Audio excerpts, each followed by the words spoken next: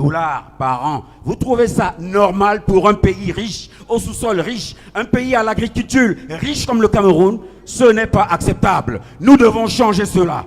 Et nous devons aussi changer notre rapport à l'histoire. C'est la raison pour laquelle Akérémouna s'est inscrit dans la continuité en fait d'une pensée, dans la continuité d'un combat qui a commencé à s'illustrer avec les pères fondateurs de l'indépendance du Cameroun.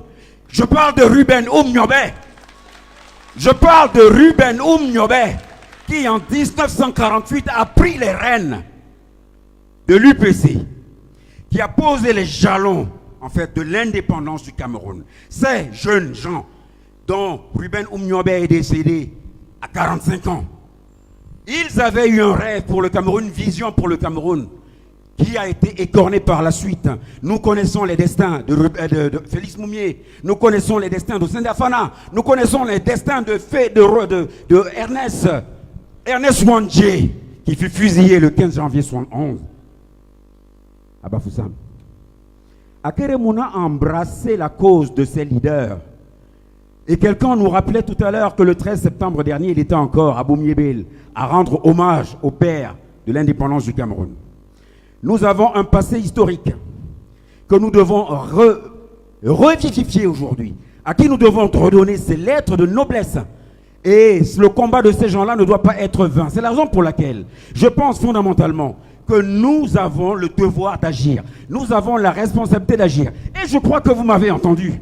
Je crois que vous avez entendu l'appel du bâtonnier Akérémouna, parce que vous êtes là aujourd'hui. Et le changement, le véritable changement, c'est le changement des acteurs eux-mêmes, c'est-à-dire nous tous qui sommes ici.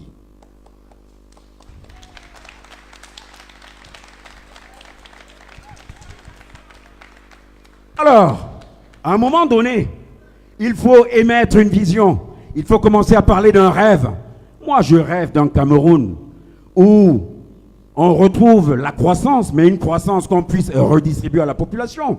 Je rêve d'un Cameroun où les entreprises auraient les moyens de pouvoir s'illustrer, où les richesses du Cameroun seraient mieux exploitées, ces richesses-là. Regardons par exemple l'agriculture. Nous avons 47 millions d'hectares. Aujourd'hui, à peine 9 millions d'hectares qui sont exploités. Nous projetons de faire une réforme agraire d'ampleur et de motoriser le secteur agricole de façon à pouvoir créer 1 100 000 emplois sur les 10 années qui viennent. Nous rêvons d'un Cameroun où la population soit riche, qu'on crée les conditions de l'entrepreneuriat. Et ces conditions-là, ça passe aussi par une revalorisation de leurs conditions de vie à travers notamment le SMIC. Il faut augmenter le SMIC. Je ne parle pas de l'augmentation que j'ai entendue d'un candidat à 166 000 francs, à 160 000 francs. Ça, n'écoutez pas ce genre de bonimenteur. Je vous parle d'un SMIC raisonnable qui serait autour de 50 000 francs CFA, mais naturellement, tout cela se fait aussi en concertation avec un ensemble d'acteurs, de syndicats professionnels.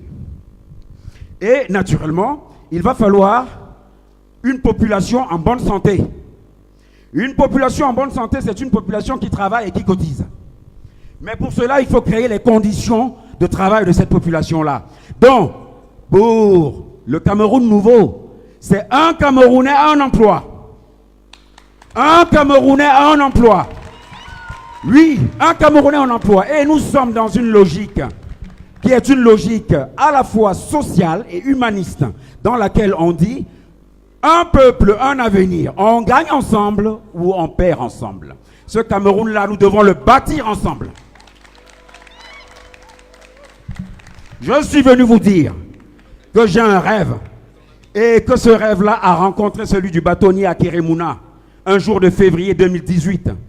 Et il m'a raconté une anecdote qui lui a fait venir les larmes aux yeux par rapport à une vieille maman qu'il a rencontrée sur l'Axe Lourd très tôt le matin, et qu'au retour il a encore rencontré. Il a compris à ce moment-là à quel point la souffrance des Camerounais était criante. Et faire fi de tout cela, ce n'est pas comprendre les enjeux qui sont en train de se jouer aujourd'hui. Nous sommes un pays pauvre, et un pays pauvre doit pouvoir se développer en accroissant le potentiel humain de sa population, dont le volet humaniste de la candidature d'Akérémouna ne se discute plus.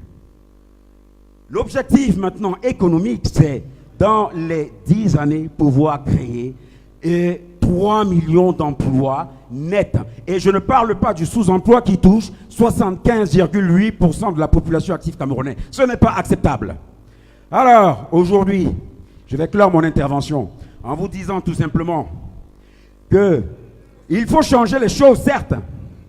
Mais pour changer les choses, il faut avoir une vision. Cette vision, le bâtonnier Akere Mouna en est porteur. Mais une vision sans action n'est qu'un rêve. Une vision sans action n'est qu'un rêve. Une action sans vision, c'est de la gesticulation, ça fait perdre du temps. Mais, écoutez-moi bien, citoyens, écoutez-moi bien. Une vision assortie d'une action peut changer le monde et va changer le cours de l'histoire. Vous l'avez entre les mains. Vous l'avez entre les mains. Vive Akere Mouna, président.